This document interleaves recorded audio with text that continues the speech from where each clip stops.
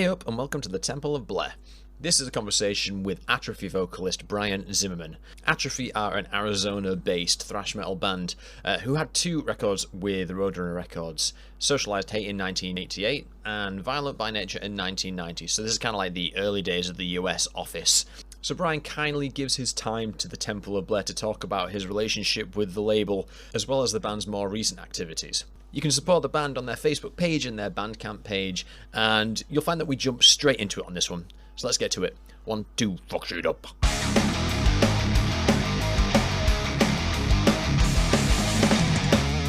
You know, we signed in 1987 for a 7-album deal, and our first record was $25,000. Now, that's good. That was to go to, recording, blah, blah, blah, and picking our producer. So, and our next label, they bumped it up a little bit more.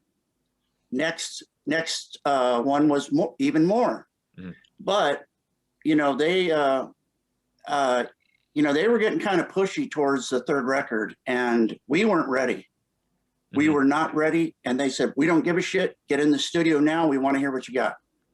Right. And so it was a really weird time in music because of grunge coming on mm-hmm. and metal kind of losing favor.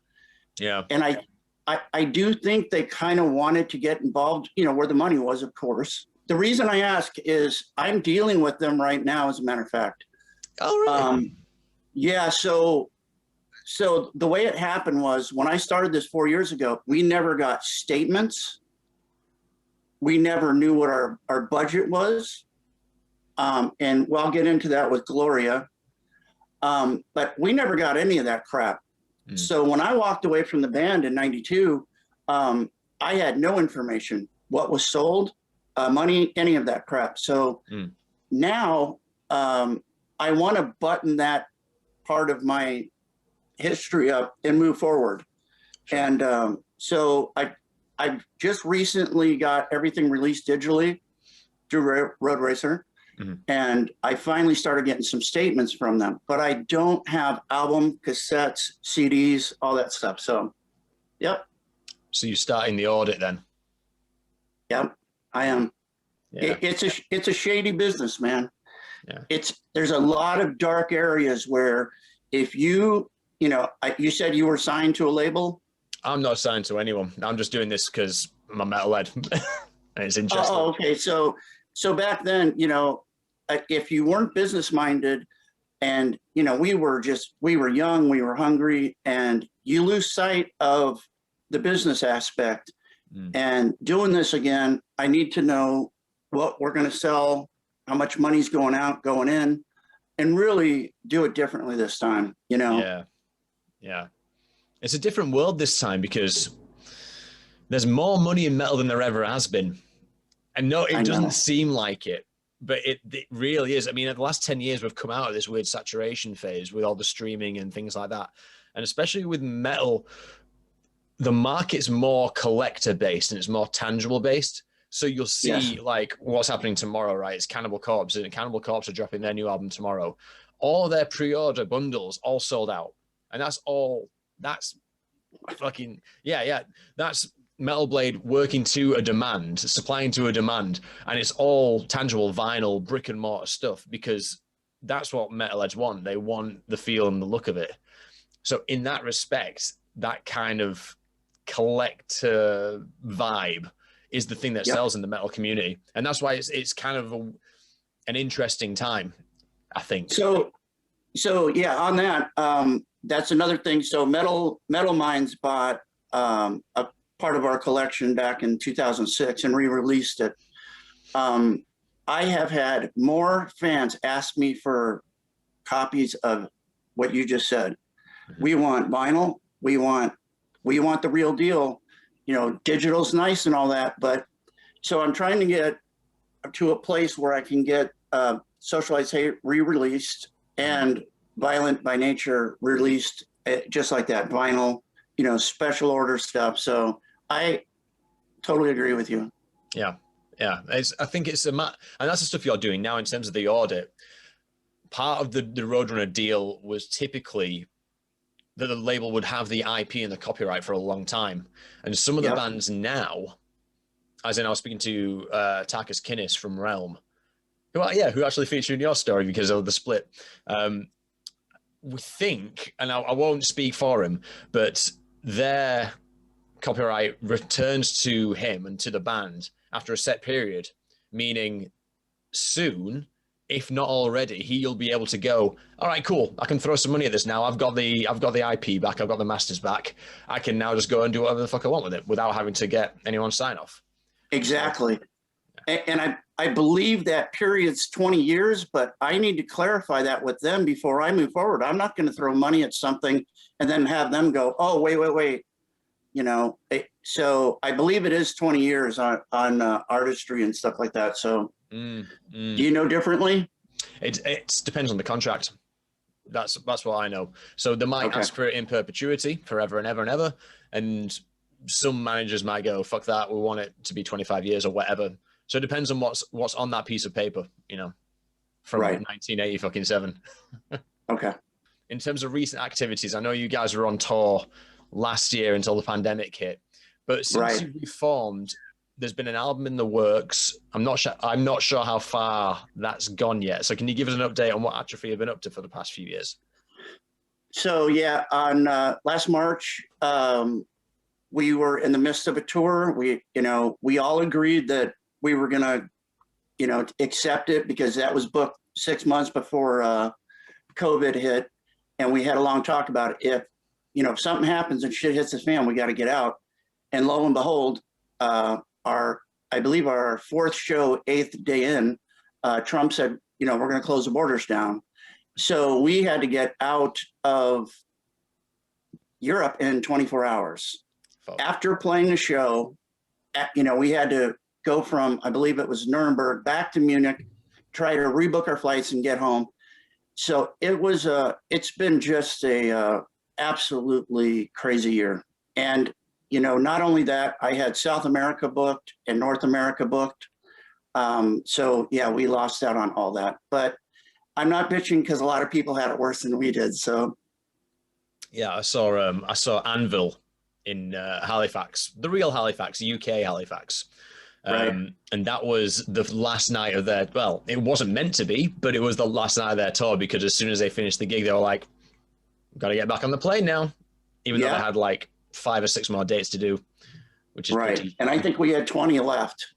So, and we took all our merchandise over there. So, we're heading back with boxes of shit and, we anticipated on selling out and we were actually doing really well.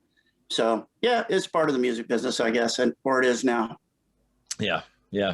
So how's the new record coming on? I've seen clips. I know that you had a video on your YouTube channel from a couple of years ago, Riptide.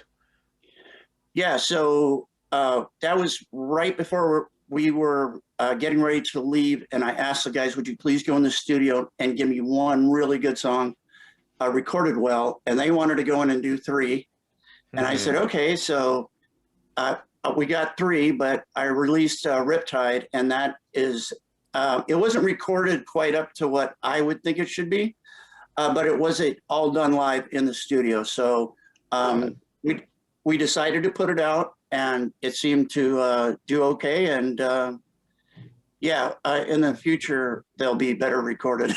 I think one of the things about metal as well is sometimes there's almost like a virtuosity to the rawness of a recording anyway. Especially, I mean, have you guys got a label at the minute? Was that recording funded? No, we did that ourselves. In the midst of all this, we've been trying to do this without a label. Yeah. So we've been doing our own merchandise. We've been, trying to do everything without a label. And that's been quite interesting to navigate it in itself. And that goes for managing and everything else. So it's a lot of work. Yeah. Is it interesting looking at what the other side did now? Yeah. It ain't no joke. It's a lot of work. Well, hopefully the shopping around will be productive, and hopefully the album will be released in It, It, um, the delivery since that then, was- we've had a few bites, but I would like to get something out that's very well recorded so they can really hear how the band sounds in the studio. And I think we'll be successful at doing that.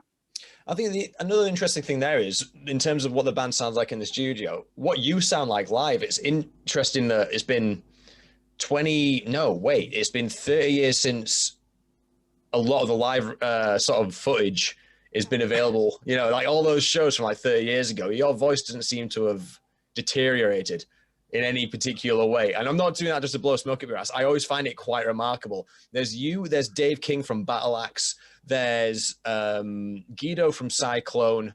When you hear like any recent footage of them, it's just incredible. It gives me hope as a younger man. It's, you know, and I'm guessing, I'm not 100% sure, but we were kind of fortunate. I got to take a break. Then I went and did vocal training and really learning how to breathe. Right. And so I think if anything, I technically am a stronger singer. I don't know about better, but I think that really helps because when we were young, we were just out there on running on adrenaline, you know, and it was, but thank you very much for that compliment. You quite. It's just a good observation, especially when I don't know, man. It's like I haven't got my thoughts articulated on this point yet, but it's like I think traditionally people think metal is like a young man's game, and I think now when you see bands like Atrophy, bands like Satan, bands like Cyclone, all these other guys just coming out of the woodwork and going, right, we've been working in the offices for 30 years now. We're now back to wanting to play the clubs again. It's an emerging market for a different demographic. And I find that really interesting, compelling, and hopeful. So I do too. I totally agree with you. And I like these bands who can come out and as you said, sound like they did back then. It's remarkable. Yeah. I mean, a big part of that's cool. the tech as well. Now you don't have to worry about how the kick drum is going to sound anymore because it's fairly simple to mix it, especially in a live setting. 60 hertz, ramp it up, float around, try and get your pop somewhere up 10 to 2 to 4K. There you go. We've done it. But maybe that's just an aesthetic. But anyway, let's move on. So I want to talk about the Chemical Dependency demo. Yes, sir. Quality-wise, I found that really good. I mean, when you compare it to Socialized Hate, it's like there's a clear production comparison to be made, but I quite like the vocals on the demo because they're a bit clearer, but it does sound a bit thinner. But I wanted to talk about the artwork for it because I don't know who's Lewis Drake MD. Is there a story behind that? So yeah, there's kind of a story behind the whole thing. So as we were coming along, I had written the song Chemical Dependency. I was a clear non-advocate of using drugs at that point in my life. And I was sitting in the doctor's office and I saw a Time magazine article and it had a really beautifully painted picture of a man and his reflection was that skull. And so I kind of took it a step further and I'm somewhat of an artist and I went home and I sketched it up. And our bass player said, hey, man, I know a local artist and he can draw it up for us. We gave it to him, and unbeknownst to me, till I saw the final product, he put the tag on the desk. And I'm like, oh, no. So inside, we had to put, fictional character because we didn't want to get sued because there was actually some doctor named Louis R. Drake out there. Wow. So that's how that came about. Wow. Crazy. So you could have been sued by Mr. Drake or Dr. Drake. Well, you have to think about those things, I guess. Yeah. So I saw an interview with you. I can't remember when it was filmed. It must have been a few weeks ago. But you said after your first show, so obviously the demo comes out, then you have your first show and you have 3 labels chomping at the bit. How does that level of engagement happen? Did you just print like 1,000 copies of the demo and sent it hither and dither? So we put a lot of thought in, at that time there were so many bands coming out. Chris Likens was a very smart individual, and I don't think I'm stupid by any stretch of the imagination. So we put a lot of thought in what we were going to do to make it a little bit different. So what we did is we printed 500 copies of this. And instead of going to the labels, we would go to our local convenience stores or bookstores and find Metal Mania, all these great magazines, Kerrang! And that was our main, and we just shipped them all out. I put my name on the back of this cassette, and it was remarkable. Don Kay from Kerrang! Gave us, I believe, a 10 out of a 10. And I don't want to be misquoted here, but I think Metallica came out about that time, and he gave them the same rating. Yeah. And so that created this huge buzz. And there's certain people in the business that the record labels, I guess, respect and listen to. And that created a showcase for us. And it was remarkable. That was our second show, and that was in Phoenix. Oh, so it was a showcase. So it was like a deliberate. It wasn't just so you in a club and the labels were just hovering around. It was a deliberate. All right, this is the band, and this is what we can do based on what everyone has seen. Yes. Oh, okay, cool. Back in the days when that was doable, I guess. It was doable back then. Yeah. It's interesting the timing because, as you say, yeah, Metallica was out and Justice for All was out. So thrash was like an established thing by that point. But the Atrophy sound is kind of, I think it's like a prelude to what we'd call now party thrash. It's fast, it's energetic, it's powerful, but it doesn't take itself too seriously. And when you lower the stakes like that, it makes it more accessible, I think. And I think that's one of the interesting flavors that you don't get from a lot of thrash at that time. So it doesn't surprise me like that individuals like Don Kay would attach to themselves to that. You know what I mean? Right.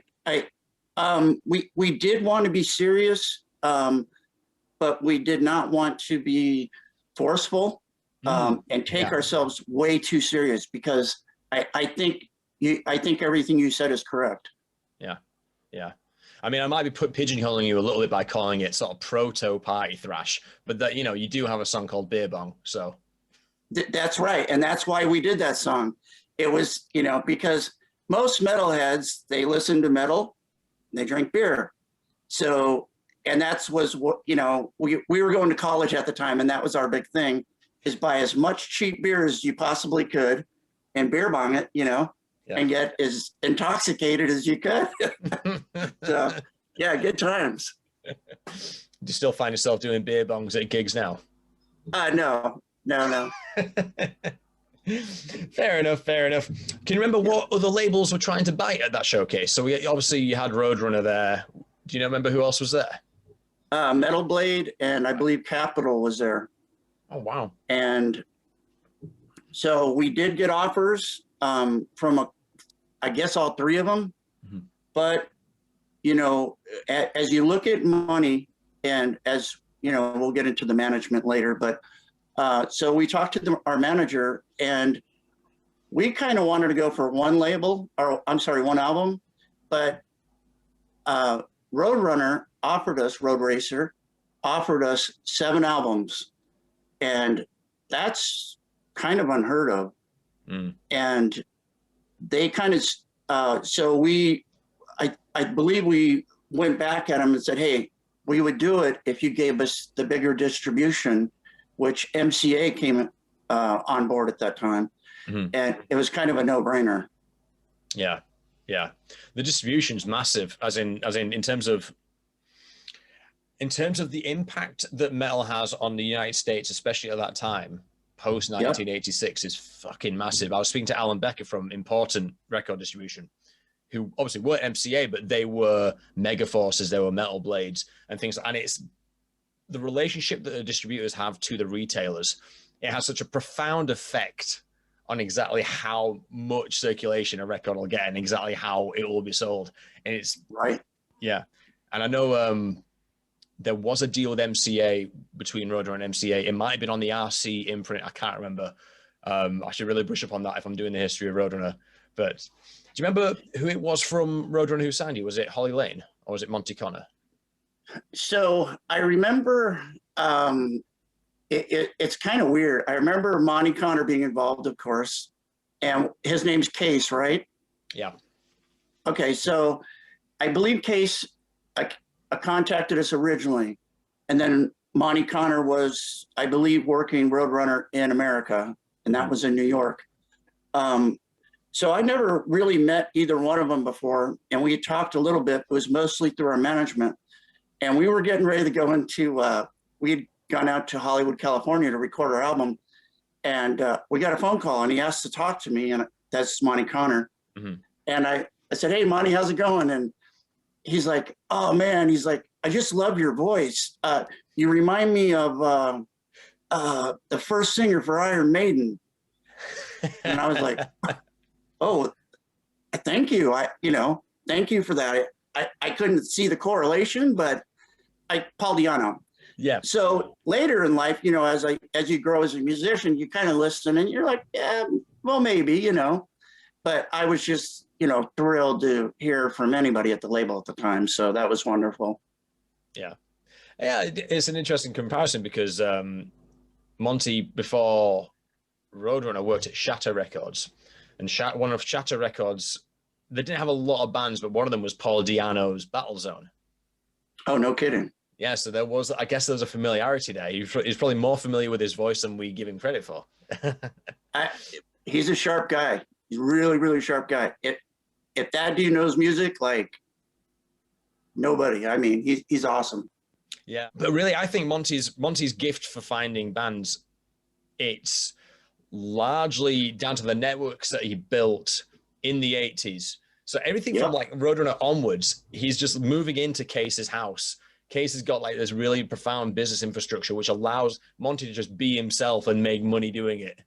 And I think that's exactly right. You are so correct in that. And to his credit, he had a really good ear for hearing hidden talents in bands. Yeah. Annihilator, one of them, and of course Sepultura. And I mean, I could go on and on, but I think a lot of bands or a lot of labels at that time may have said, it's too this or too that. Sepultura would have been too heavy, or, but he just had a vision, I think, that, and he could hear, man, I'd love to hear these guys in the studio, really well recorded. Yeah, I think he just knew it so well. The hard work had been done up to that point, and he was just in a position to go, all right, I can see where we are now with this act. I can see 2 years down the line. And it's just the sheer experience of being in part of the metal community. And it's interesting you mentioned Don K, because Don K, Borovoy Kurgan, or Kurgan, I don't know how to pronounce it, the guy who invented blabbermouth.net. Yeah. Those two and Monty is what Monty refers to as the Three Musketeers, because they were just like best mates who would just like give each other all the bands and all that. That was how the network sort of formed. And that's how, if you formed a band in 1986 and you did 2 gigs, Monty would have known about it because of all those 3 guys working in collaboration. You are right. They had such a hand in what was going on at the time. They had their ear to the ground. And I'm telling you, I really credit Don K for getting us signed and getting us and putting the word out, because I think you're right. I think there was a lot of respect amongst those people at that time. Yeah. So, yeah. How did you end up doing the split with Realm? It's kind of weird. And I did not find all this stuff out until later. And recently there was 13 compilations put out with us on it. One of them, I guess, was the biggest selling thrash album of all time in a compilation form, and that was Stars on Thrash. That was Slayer, us, Circuit Reich, a bunch of big bands on there. So we didn't really have a hand in that. I think their thinking on that was, look, we got these 2 bands, let's market them together. Maybe they don't like Realm, maybe they don't like Atrophy, but if we market it together, then I think we got something here. And that's the genius behind those guys. It's a 2-for-1 deal. There's also we've got to think about where the label was at the time, because the US office had just opened. right? So Yes. it'd been a European operation up until that point. So you guys came in at the infancy. So all the bands that they'd signed up to that point were big in Europe, and the infrastructure was in Europe. So there's probably some kind of strategy in the background, thinking, well, we need to take the American IP to break the American market, because that's where the money's made in that territory. That's where you want to have the biggest album. That's where you want to sell the gold and the platinum. So it could also be a matter of, okay, we got these two bands from, in the United States, let's make them the unit. It could also have been, obviously that's complete conjecture, but I think it does sort of shine a light onto where the label was at the time, which was baby steps in New York. I think you're right on that. Yeah. So we talked a little bit about the deal previously, a little bit before. What did I miss from there? You said 7 albums. The IP we talked about, we're unsure as to how long they've retained the copyright, but I'm sure we'll find out in the coming months. Yep. Do you remember what they offered you in terms of tour support? And tour support. Yeah, it wasn't really high. I can tell you that. So what we did, and we were very fortunate, we got to sign with a company called Great Southern. Great Southern did all our merchandise. Now they would follow us behind. They did most big thrash bands at that time. So we also got I believe it was $10,000 tour support, and I think we got the same from our label. So that enabled us to go out on tour and do it right. We had a tour bus. We got to go out with Sacred Reich on our first tour, and it was very comfortable. It was a lot of hard work. It was night after night after night, but that's what we were there for. So, it's all good. Partying hard and just hitting the road and going for it. And I believe they offered us the same right after that to go to Europe too. Wow. So we did have some tour support. It wasn't huge, but it was helpful for sure. You were looked after. Yeah. Did you have any relationships with anyone at the label other than Monty? Well, I'm just trying to get a picture of who was in the office at the time. If you know. I do remember. I don't know how important she was in the office. A woman named Lisa. You might know more about it than I do. She was, Lisa. I think, 30-ish. Anyways, but I know there was a Lydia.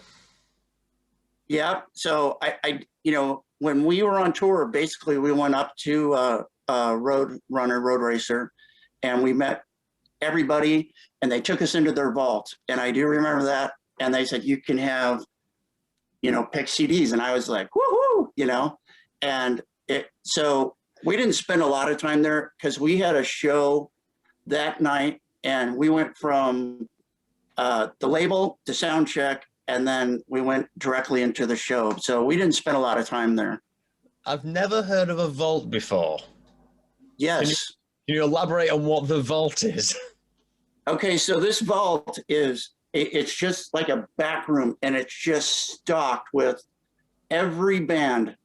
They always had extras so you could go in there and just kind of pick through everybody they had signed, from, I think, King Diamond even, because I was a big fan of King Diamond back then. I was like, hell yeah. And, we just kind of, and I kind of leaned towards the more obscure bands. So I wanted to pick a few that I hadn't heard of and take them out. So that was the big vault. And it was, anything free for a musician was just fabulous. So, but, we're in there just raiding it up. So yeah, it was really fun. Awesome. Okay. So the deal's been signed. You're going to go in and do Socialized Hate. How did the Bill Matoya link come from? Was that from the label? Was that from you guys? Was there a network thing? So we didn't really have a full understanding of, what do we need to do to get this done? And we'll touch on this a little bit later. So me and Chris had driven up to go see Nuclear Assault and Sacred Reich. Sacred Reich was managed by a woman called Gloria Bujanowski. We handed our tape to Gloria, she became our manager sometime later. But anyways, so she, as managing Sacred Reich, she had already worked with Bill and them, and she kind of offered us and leaned us in that direction. And I know Bill did Hell Awaits, and I have to say it's still not my favorite recorded album. Sounds like it was recorded in a cave, but he got marketably better from back then to like Ignorance. And I was like, yeah, this would be really cool, you know? And I thought he had a really, really good sound back then, especially for the time. That's interesting, though, in terms of the Gloria connection. It was just a matter of you went up to her, gave her the tape, and she went, "You are mine now. This is now, we are now a unit." She kind of ran her business that way. She had a vision of, you know, if you were under her, she kind of had, I think, an idea already in store of what she wanted. And so, yeah, she was a huge asset to us. There's no doubt. I've not heard much about her apart from how she ran with the Sepultura guys. How was she as a manager? Was she a stern taskmaster, or was she like was she a big picture person? Was she open door policy? What was her management style? Was she easy to get on with? So, you know, Gloria was older than we were. So we always, I'm not going to say mom, you know, she wasn't our mom, but she is a very stern person. She knows what she wants. I always knew that she had our best interest at heart. Mm-hmm. There's no doubt, because in the end, I think she knew that we were making her money or didn't make her money. I don't know. But, you know, she was tough, but, you know, that's who you want working for you. She had quite a few kids. I think she had 5 children at the time, and she went on tour with us. She was awesome. I mean, she was a very hardworking woman. And one thing I'll say about her, she knew everybody.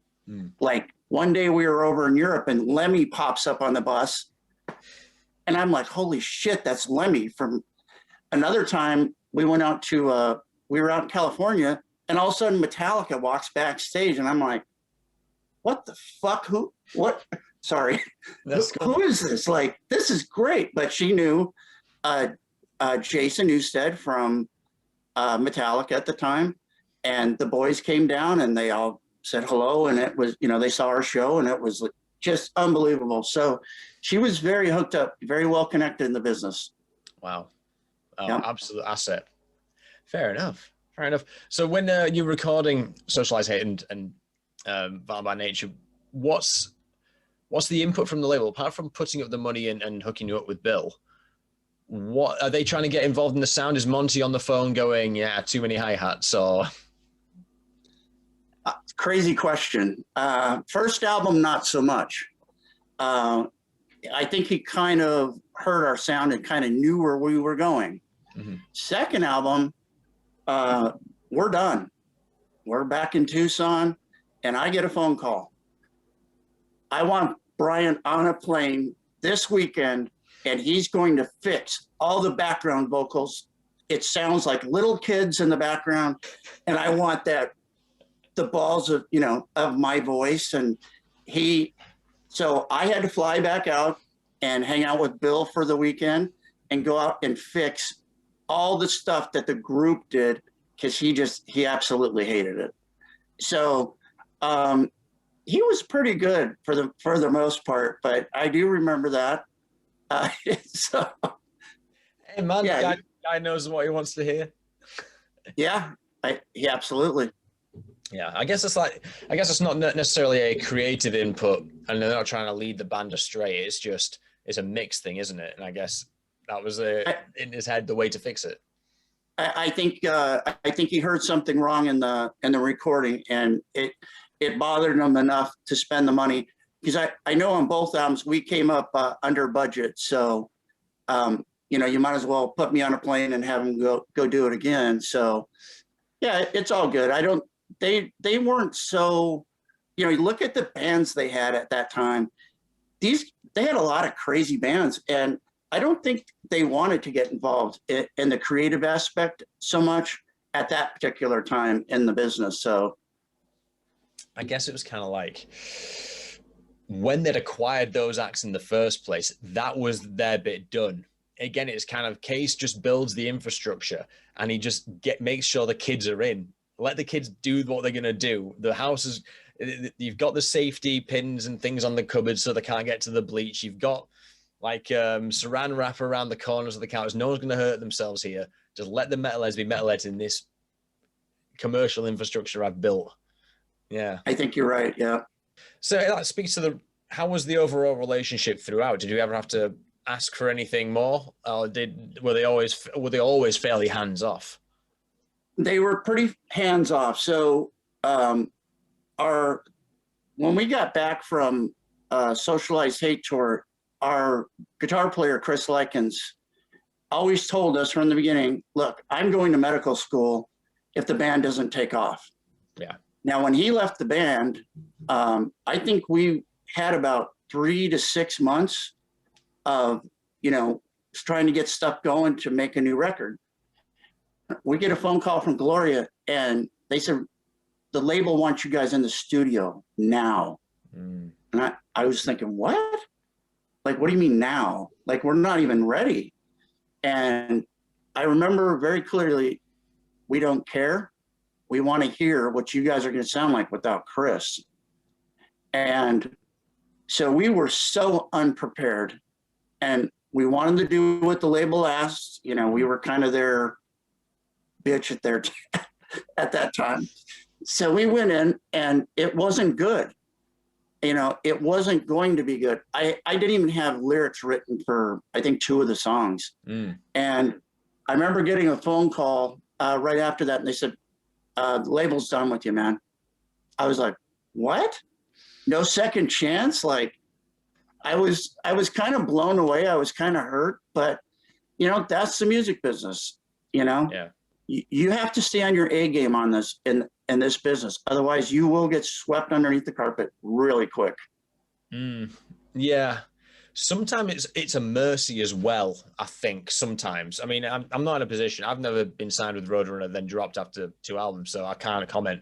But imagine if you'd been dragged through your 30s just like with diminishing returns and a soured relationship. Sometimes it might, ripping the Band-Aid off as it is probably sometimes the best way to go about it. Right. Sometimes. I don't know. Yeah. So would you do any of it differently? Because it looks like the relationship itself and it seems to have all been fairly amicable. Oh, absolutely. I have man, if I heard what we did, I probably would have had questions too. I thought it was a little unfair to rush us into the studio. I think they could have done it a little bit better, but like I said, grunge was coming on at that time and music was changing. And Monty's a smart guy. He's really smart. And why put money and time into this band if you can put your money somewhere else? I have no hard feelings. He's friends of mine on Facebook. I admire the guy, and it's just business, man. Yeah. We made 2 amazing records with Roadrunner, and I'm so blessed to do that. Yeah, it's all good. Awesome. That makes me really happy. And it's warming to know that. Between 1990 and when did you reform the band? 2015, was it? Yeah, right around there. It was a crazy story. So I hate Facebook. I'm not a Facebook guy. Yeah. Especially back then. I didn't want to be known because I knew people knew who I was and they wanted to friend me about the band. And I'm like, I don't want to deal with that stuff. I wanted it in the past. So I'm on Facebook and I'm in a local band. And I tell these guys, look, do not tag me in anything. Don't put my picture up. Lo and behold, literally that night, my drummer tags me and ping, ping, ping. I'm like, what the? So one in particular is from this guy, and he's like, hey man, my name's John Thomas. I started an Atrophy Facebook page. Oh, wow. And I was wondering if would you do a show? And I just laughed it off. And he kept bugging me, man. I mean, he was persistent.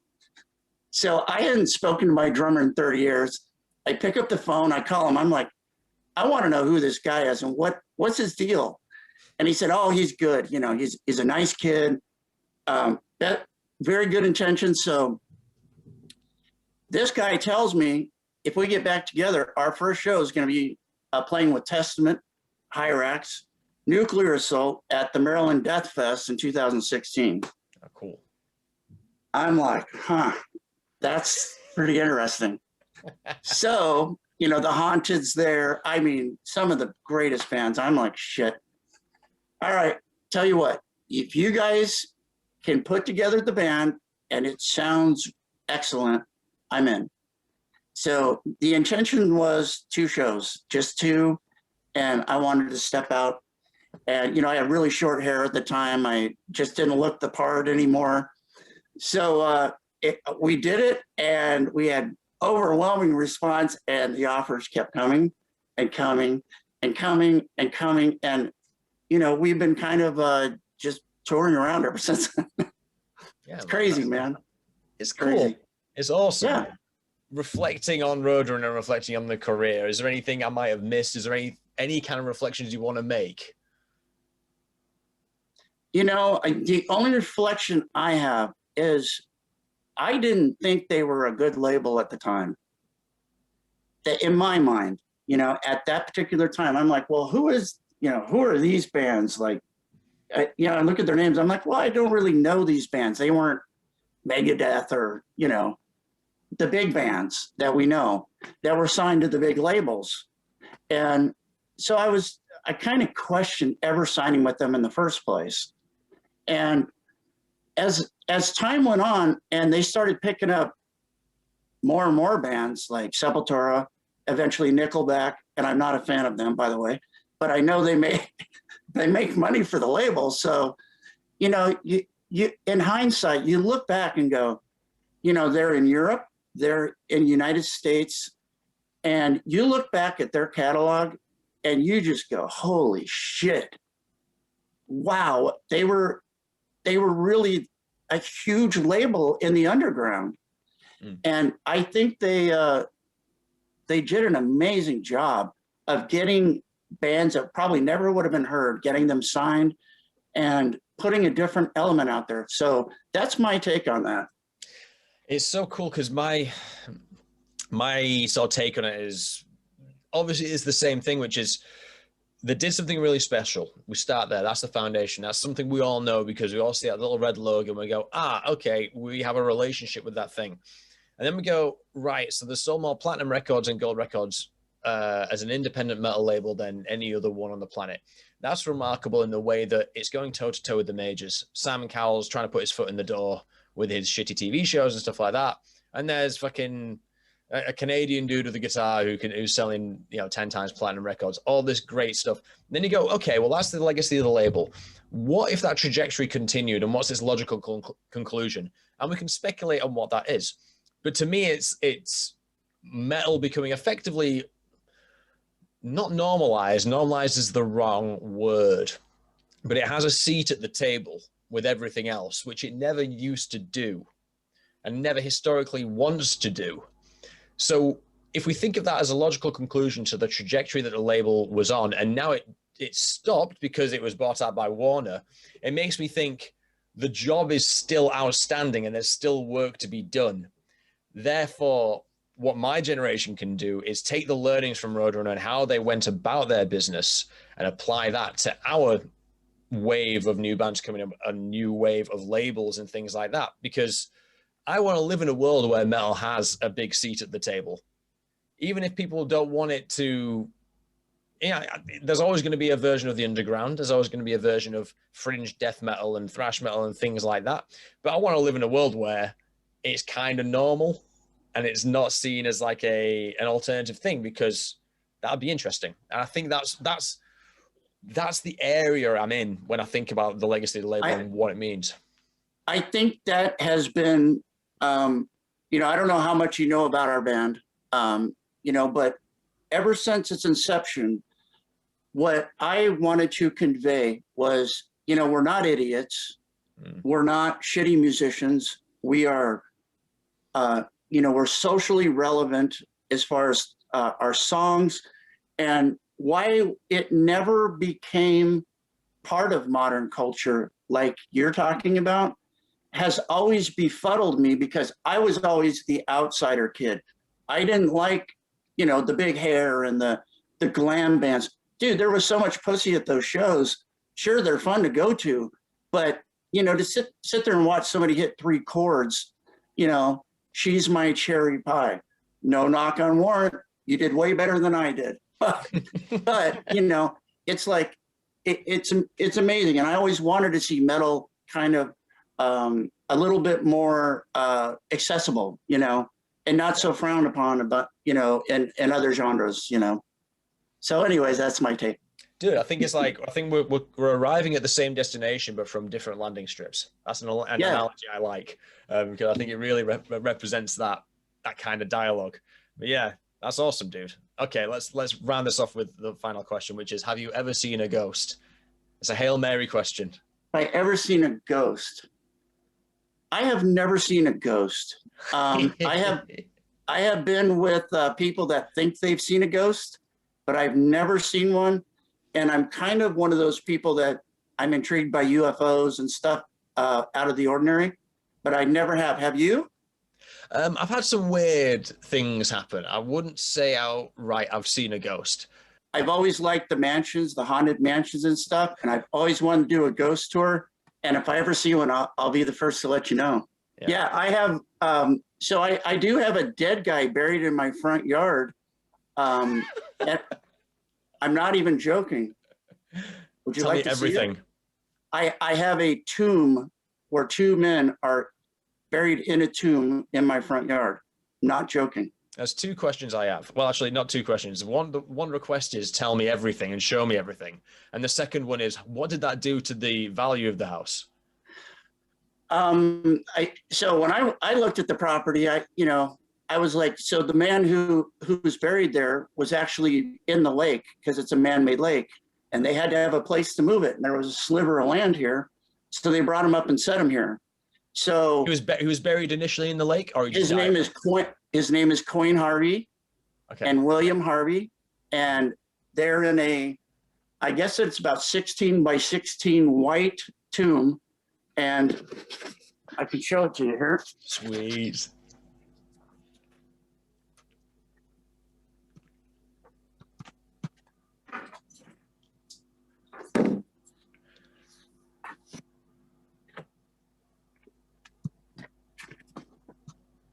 That is metal as fuck.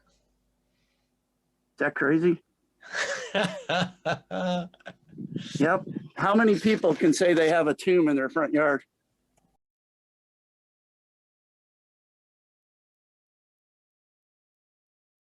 I know it's not a ghost story, but it's just incredibly metal to have a dead guy in your front garden. So why there? Was it just they had to find somewhere? That is so fucking metal, dude. I don't know anybody. So I did a solo project, and we did one song. It was called War Machine. I'm like, man, I really want to go film in a graveyard. I'm like, oh wait, I have one right right there, man. I just walk outside and go to the left. So yeah. Awesome. But cool, man. It was so cool talking to you, dude. I'm man. really glad you're doing this. Thanks very much.